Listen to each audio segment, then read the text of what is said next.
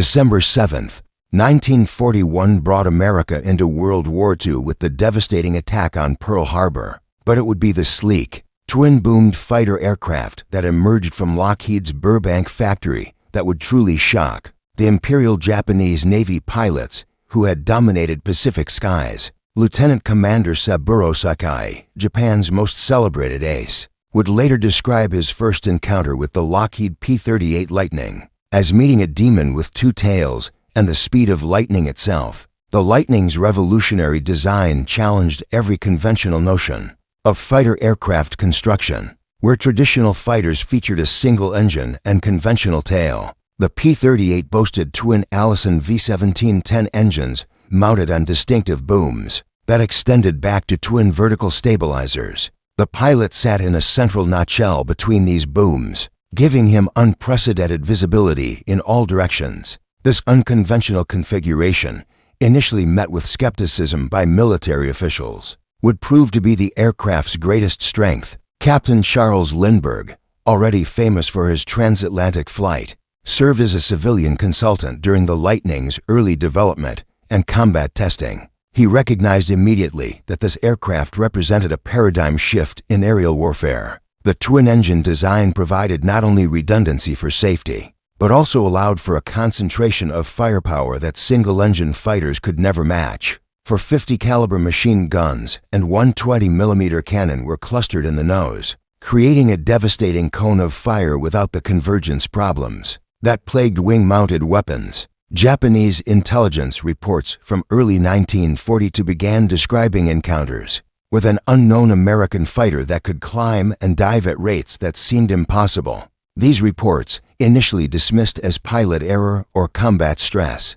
would soon prove to be terrifyingly accurate. The Lightning's twin turbocharged engines allowed it to maintain power at altitudes where Japanese fighters began to struggle, giving American pilots a crucial advantage in the vertical dimension of combat. According to historical records preserved in the National Archives, the first documented combat between P-38 Lightnings and Japanese fighters occurred over New Guinea in April 1942. The encounter lasted less than 10 minutes, but its implications would reverberate throughout the Pacific theater. Japanese pilots, accustomed to the superior maneuverability of their Zero fighters, found themselves facing an opponent that refused to engage in traditional dogfighting tactics. The Lightning pilots, trained in new combat doctrines developed specifically for their aircraft, employed what became known as boom and zoom tactics.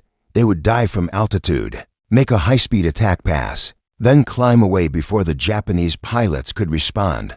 This strategy negated the Zero's advantage in turning ability while maximizing the Lightning's superior speed and climb rate. Flight Sergeant Hiroshi Nishizawa, one of Japan's most skilled pilots with over 80 confirmed victories, encountered his first Lightning squadron near Rabaul in May 1942. His detailed combat report, discovered in Japanese military archives after the war, described aircraft that climbed like rockets and flew faster than our fastest interceptors. The psychological impact of these encounters began to erode the confidence that had made Japanese pilots so formidable in the early months of the Pacific War. The twin-tailed fighters were beginning to change the balance of power in the Pacific, one engagement at a time. Major Richard Bong, who would become America's highest-scoring ace with 40 confirmed victories, first laid eyes on a P-38 Lightning at Hamilton Field, California in January 1943. The young pilot from Wisconsin had already heard whispered stories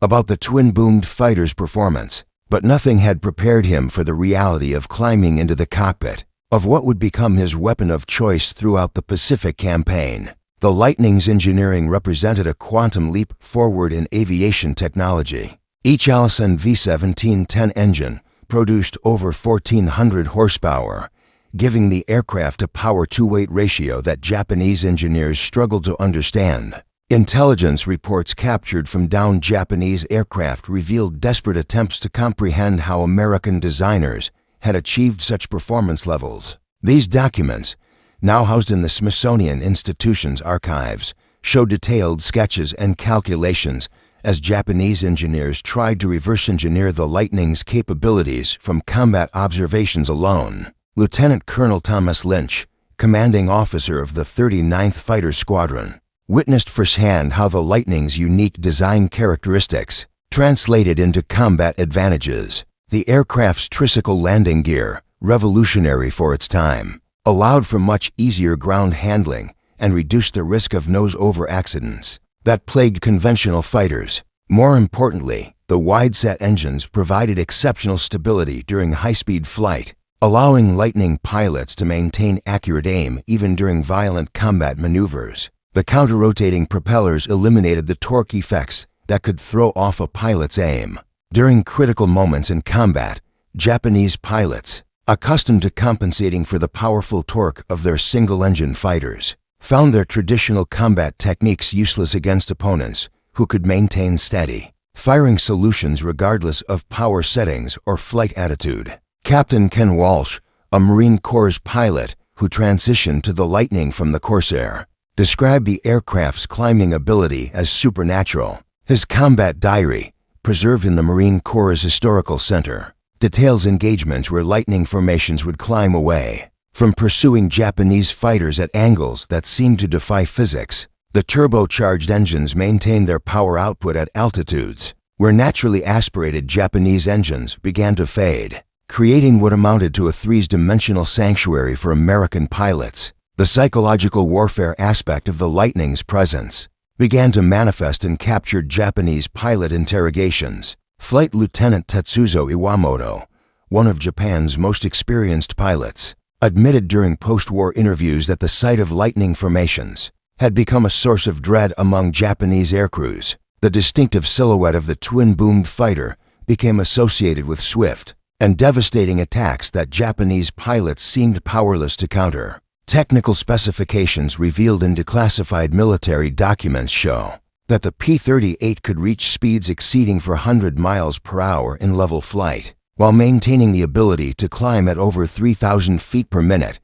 These performance figures represented a significant advantage over contemporary Japanese fighters, whose designs prioritized maneuverability over speed and climb rate. The Lightning's operational range also provided strategic advantages that Japanese commanders had not anticipated. The aircraft could escort bombers deep into Japanese-held territory, providing protection for crucial bombing missions that had previously operated without fighter cover. This capability extended American air power far beyond what Japanese defensive planners had considered possible, forcing a complete reassessment of their defensive strategies throughout the Pacific theater.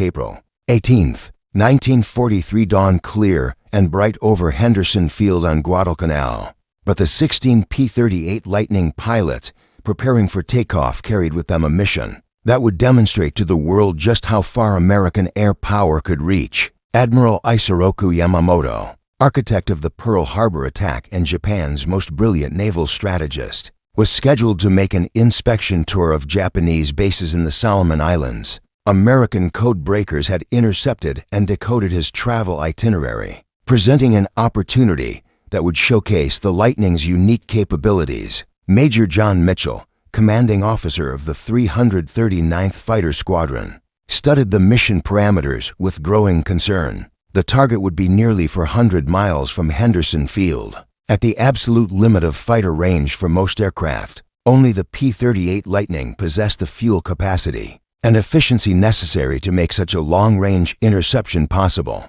The twin-engine design that had initially made military officials skeptical now proved to be the mission's salvation. Captain Thomas Lanphier Jr. and Lieutenant Rex Barber, flying as the primary attack element, understood that they would have only minutes to locate and engage Yamamoto's transport aircraft before fuel limitations forced them to return home. The Lightning's exceptional range, achieved through efficient twin-engine operation and large internal fuel tanks, made this mission feasible where other fighters would have fallen short by hundreds of miles. The flight profile required precise navigation across hundreds of miles of ocean, flying at near sea level to avoid Japanese radar detection. The Lightning's stable flight characteristics and excellent visibility from the central nacelle cockpit provided advantages that proved crucial. During the long over-water flight, Japanese radar operators, tracking sporadic contacts at extreme range, failed to recognize the approaching threat until it was too late. At precisely 09:35 hours, the lightning formation spotted two Japanese Betty bombers escorted by 6 Zero fighters, flying at low altitude toward Balali airfield. The sight that greeted the Japanese pilots defied everything they understood about American fighter capabilities. Enemy aircraft, operating hundreds of miles from their nearest base, were attacking with the same precision and lethality they had come to expect from local defensive forces. According to post-war testimony from surviving Japanese escort pilots, documented in the Pacific Theater Operations Research Files, the lightning attack appeared to come from nowhere. Flight Petty Officer Kenji Yanagiya, flying escort for Yamamoto's aircraft, later described the American fighters as appearing like ghosts from the jungle canopy,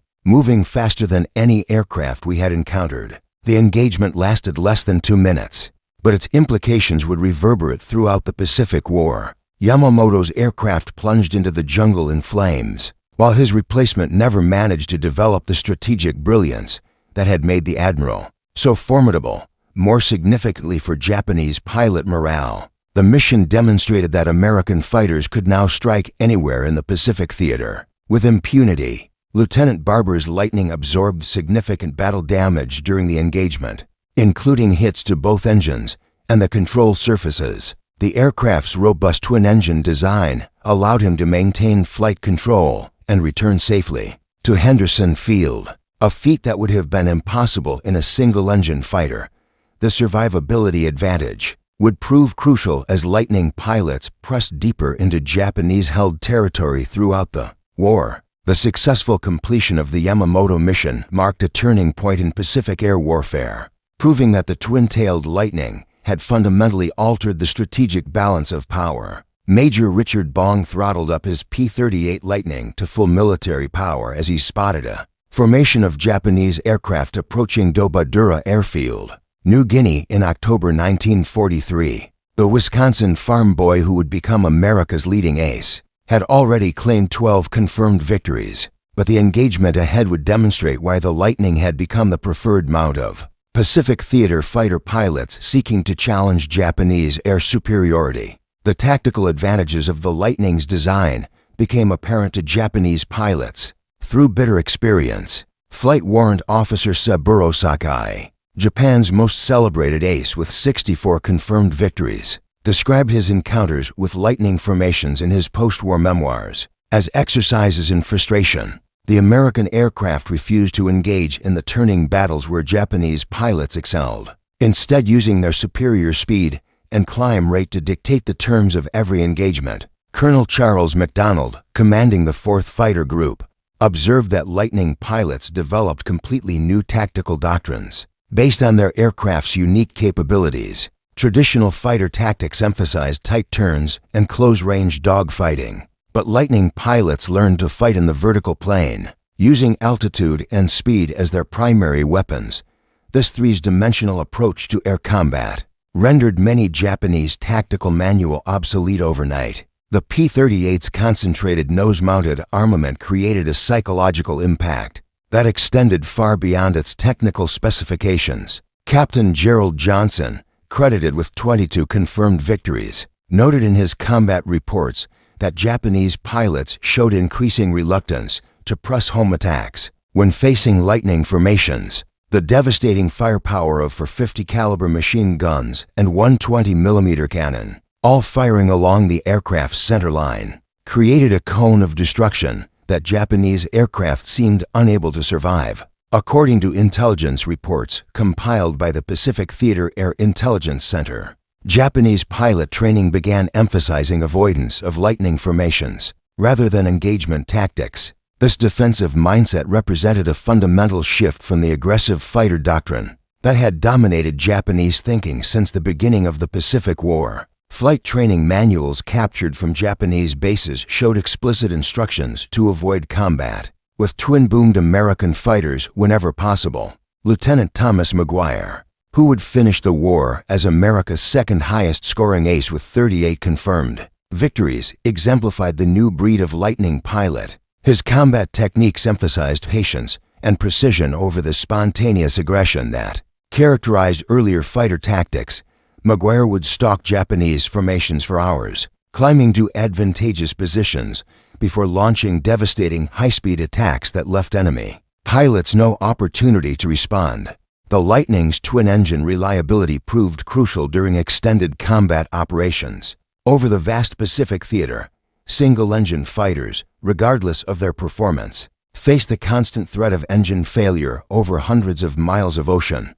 Lightning pilots, protected by redundant power plants, could press attacks deeper into enemy territory and maintain combat effectiveness even after sustaining significant battle damage. Japanese maintenance records, discovered in captured airfields throughout the Pacific, revealed desperate attempts to improve their fighters' high-altitude performance. To match Lightning capabilities, engine modifications, oxygen system upgrades, and even experimental turbocharged variants were developed in response to the Lightning threat, but none achieved the performance levels necessary to compete with the American twin-engine fighter. The concentration of American aces flying P-38 Lightnings created an elite cadre of pilots, whose reputation preceded them into combat.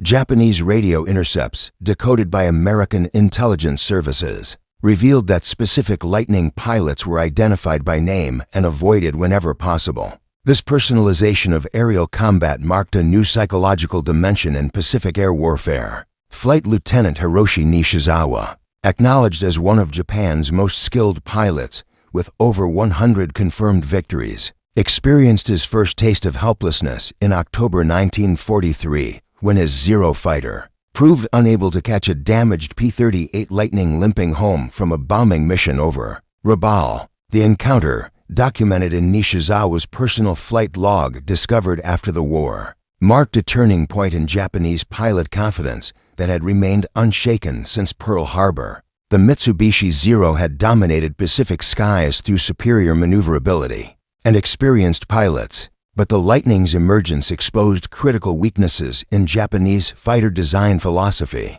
Japanese engineers had prioritized agility over protection, creating aircraft that could outturn any opponent but lacked the armor and power necessary to survive against heavily armed American fighters. This design philosophy, perfectly suited to the early war period, became a fatal liability as American aircraft technology advanced. Captain Saburo Sakai, perhaps Japan's most famous ace pilot, provided detailed analysis of Lightning tactics in his post-war writings, describing how American pilots systematically negated every advantage Japanese fighters possessed. The Lightning's speed advantage allowed American pilots to engage or disengage at will, while the aircraft's superior climb rate provided an escape route that Japanese fighters simply could not follow. Technical intelligence gathered from captured P-38 components revealed the extent of American technological advancement to Japanese engineers. The Lightning's turbocharged engines,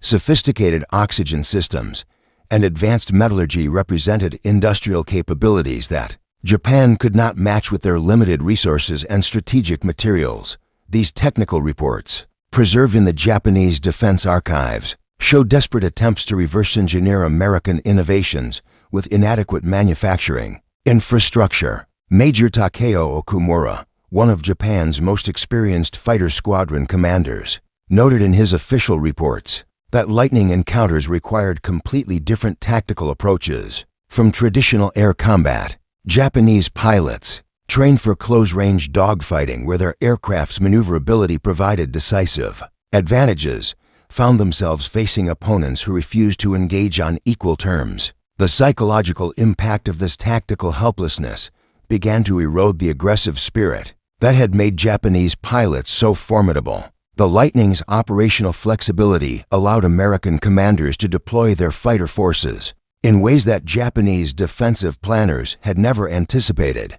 Long-range escort missions, previously impossible with short-range fighters, became routine operations that extended American bomber effectiveness throughout the Pacific theater. Japanese air defenses, designed to counter unescorted bomber formations, proved inadequate against the combination of heavy bombers protected by long-range Lightning escorts. Statistical analysis of air combat reports, compiled by the Pacific Theater Operations Analysis Group, revealed that Japanese pilot casualty rates increased dramatically after Lightning deployments began in earnest. The previously favorable kill ratios that Japanese pilots had enjoyed against earlier American fighters reversed completely when facing P-38 formations. These statistics, classified until decades after the war, showed the true extent of Lightning dominance in Pacific air combat. Flight training modifications implemented by the Japanese Navy in response to Lightning encounters emphasized defensive flying techniques rather than the offensive aggression that had characterized earlier training programs. Newly trained pilots received specific instructions on recognizing Lightning formations and avoiding engagement whenever possible. This defensive mindset represented a fundamental admission that Japanese fighter technology had fallen behind American developments. The concentration of experienced Japanese pilots in frontline units, while initially providing tactical advantages, became a strategic liability as Lightning pilots systematically eliminated Japan's most skilled aviators. Unlike American training programs that rotated experienced pilots back to training commands, Japanese practice kept their best pilots in combat until they were shot down. The Lightning's technological advantages accelerated this process, creating an irreplaceable loss of combat experience. Part 6. Industrial Might Meets Combat Innovation. Colonel Cass Huff, director of the Army Air Force's Technical Intelligence Division, examined captured Japanese documents in early 1944 that revealed the extent of enemy efforts to counter the P-38 Lightning threat. Japanese industrial planners had initiated crash programs to develop fighters capable of matching Lightning performance, but their efforts were hampered by critical shortages of strategic materials and advanced manufacturing capabilities that American industry had developed over decades of peacetime growth. The Lightning production line at Lockheed's Burbank facility represented American industrial capacity at its peak efficiency. Workers operating around the clock produced nearly 10,000 P-38 aircraft during the war years, each incorporating improvements and modifications based on combat experience fed back from Pacific theater operations. This continuous improvement cycle allowed American pilots to maintain technological superiority, even as Japanese engineers struggled to match existing Lightning capabilities. Lieutenant General George Kenney, commanding the 5th Air Force, recognized that the Lightning's technological advantages were amplified by American training and logistics superiority. Japanese pilots, however skilled individually, operated within a system that could not provide adequate replacement aircraft, spare parts, or fuel to maintain sustained combat operations. Lightning squadrons, supported by robust supply chains and comprehensive maintenance programs, maintained higher operational readiness rates than their Japanese opponents. Throughout the Pacific Campaign, the strategic implications of Lightning dominance extended far beyond individual air combat engagements. Japanese bomber formations, previously able to operate with minimal fighter escort due to limited American interception capabilities, faced the constant threat of Lightning attacks throughout their operational range. This forced Japanese commanders to divert increasing numbers of fighters to defensive missions, reducing the offensive air power available for supporting ground and naval operations. Captain Charles Lindbergh, serving as a civilian technical advisor in the Pacific Theater,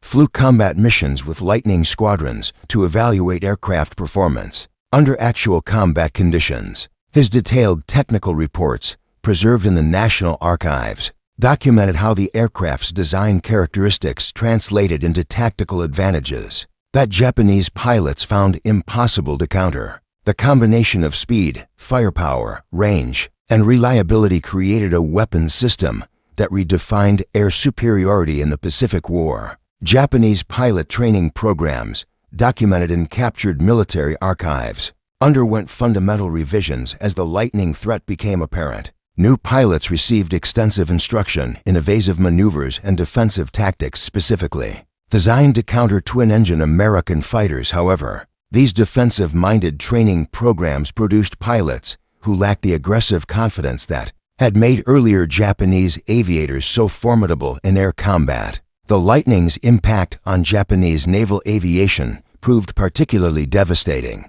Carrier-based Zero fighters, designed for maximum range and maneuverability to support naval operations, proved especially vulnerable to lightning attacks. The loss of experienced carrier pilots, irreplaceable assets in Japanese naval strategy, accelerated the decline of Japanese naval air power throughout 1944 and 1945. Technical intelligence gathered from crashed Lightning aircraft provided Japanese engineers with detailed knowledge of American design approaches, but this information proved difficult to implement. Within Japan's constrained industrial base, manufacturing techniques that produced the Lightnings, advanced components required precision machinery and quality control methods that Japanese factories operating under wartime conditions with increasingly scarce materials could not reliably duplicate. American pilot rotation policies ensured that Lightning combat experience was continuously fed back into training programs, creating a feedback loop that improved pilot effectiveness throughout the war. Japanese policies, which kept experienced pilots in frontline units until they were killed or wounded, prevented the systematic improvement of training programs that might have countered Lightning advantages through superior tactics and techniques. Flight Warrant Officer Tetsuzo Iwamoto, one of Japan's highest-scoring aces with over 80 confirmed victories, wrote in his personal diary during March 1944 that encounters with P-38 Lightning formations had become a dance with death where the Americans choose the music. His words, discovered in post-war archives, reflected the growing desperation of Japanese pilots who found themselves outclassed by American technology and industrial production that seemed to improve with each passing month. The strategic situation in the Pacific Theater had shifted dramatically as Lightning squadrons extended American air superiority deeper into Japanese-held territory. Bases that had been secure refuges for Japanese aircraft suddenly found themselves within range of Lightning formations operating from newly captured airfields. This compression of Japanese defensive space forced aircraft into increasingly crowded and vulnerable concentrations that Lightning pilots exploited with devastating effectiveness. Major General Ennis Whitehead, commanding the advanced echelon of the 5th Air Force, observed that Lightning formations had fundamentally altered the pace of Pacific operations. Previously, air campaigns required careful coordination between short-range fighters and their targets, limiting operational flexibility. The Lightning's extended range allowed for opportunistic attacks against targets of opportunity, creating a constant threat that Japanese forces could neither predict nor effectively counter. The psychological impact of Lightning dominance began manifesting in ways that extended far beyond air combat statistics. Japanese ground forces reported that the mere sound of twin-engine aircraft approaching caused widespread panic, even when the aircraft were not conducting attacks. This acoustic signature, distinctive and unmistakable, became associated with sudden and overwhelming air attacks that seemed to come from nowhere and disappear before defensive forces could respond. Intelligence reports compiled by the Pacific Theater Enemy Air Analysis Group documented systematic changes in Japanese air tactics that reflected their inability to match Lightning performance. Japanese formations increasingly adopted defensive flying patterns, avoiding areas where Lightning encounters were likely, and conducting operations primarily during weather conditions that limited American air operations. This reactive posture represented a fundamental admission of air superiority by forces that had dominated Pacific skies for over 2 years. The concentration of American manufacturing capacity on Lightning production created quantitative advantages that Japanese industrial planners found impossible to counter. While Japanese factories struggled to maintain production levels of their existing fighter designs, American plants delivered Lightnings in numbers that allowed for the systematic replacement of older fighter types throughout the Pacific Theater. This industrial momentum accelerated as American production techniques improved and raw material supplies stabilized. Captain Richard Bong, America's leading ace, achieved his 40th and final confirmed victory in December 1944, a testament to both his individual skill and the technological superiority of his P-38 Lightning. His success, and that of other Lightning aces, created a cadre of experienced American pilots whose tactical innovations were immediately disseminated throughout Pacific Theater fighter squadrons, accelerating the development of combat techniques that maximize lightning advantages. Japanese defensive strategies underwent constant revision as lightning capabilities became apparent, but each tactical adjustment seemed to reveal new vulnerabilities that American pilots quickly exploited. The reactive nature of Japanese air defense planning created a cycle of technological and tactical lag that Japanese forces could never overcome despite desperate efforts to match American innovations. The cumulative effect of lightning operations throughout 1944 had reduced Japanese air strength to levels that made effective resistance increasingly difficult. Fighter squadrons that had once dominated Pacific airspace found themselves reduced to hiding from American formations that operated with virtual impunity throughout former Japanese strongholds. August 15, 1945 brought Emperor Hirohito's surrender announcement to a Pacific theater where P-38 Lightning formations had established complete air superiority over what remained of Japanese air forces. Lieutenant Colonel Thomas Lynch, now commanding a composite Lightning wing, led the final combat air patrols over Tokyo Bay as American occupation forces prepared to land on Japanese soil that had never before been conquered by foreign armies. The statistical record of lightning operations throughout the Pacific War painted a picture of technological dominance that Japanese engineers and pilots had never been able to overcome. American Lightning pilots achieved kill ratios exceeding 10-to-1 against Japanese fighters during the final year of the war, while maintaining operational readiness rates that allowed for sustained combat operations that Japanese forces could not match with their dwindling resources and inexperienced replacement pilots. Major Richard Bong, America's highest-scoring ace with 40 confirmed victories, had returned to the United States for a war bond tour after completing his combat rotation. But his tactical innovations lived on in the Lightning squadrons that continued operations until the final days of the war. The combat techniques he pioneered, emphasizing altitude advantage and high-speed attacks, became standard doctrine for Lightning operations and contributed directly to the air superiority that made Japanese resistance increasingly futile. The final Lightning combat missions over Japan itself demonstrated how completely the balance of air power had shifted since those early days. When Japanese pilots had dominated Pacific skies, American formations operated over Japanese territory with the same impunity that Japanese aircraft had once enjoyed over Pearl Harbor, the Philippines, and the Dutch East Indies. The psychological impact of this role reversal contributed significantly to Japanese acceptance of surrender terms. Post-war analysis of captured Japanese documents revealed the extent to which Lightning operations had affected Japanese strategic planning throughout the final 2 years of the Pacific War. Military planners had been forced to allocate increasing resources to air defense, resources that were desperately needed for other military operations. The technological superiority represented by the P-38 Lightning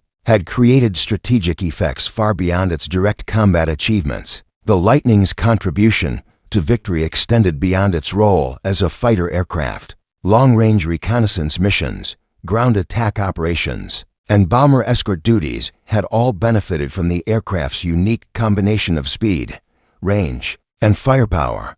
This operational flexibility had allowed American commanders to employ Lightning formations in roles that maximized their technological advantages while minimizing exposure to remaining Japanese capabilities. The industrial achievement represented by Lightning production provided a template for American military aviation development that would extend well beyond World War II.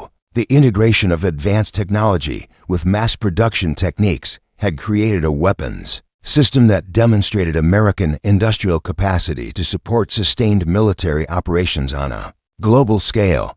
This capability would prove crucial during the subsequent Cold War period, as occupation forces established control over Japanese territory. Lightning squadrons began the transition from combat operations to peacekeeping duties. Their distinctive twin-boomed silhouettes, now symbols of American victory rather than instruments of ongoing warfare.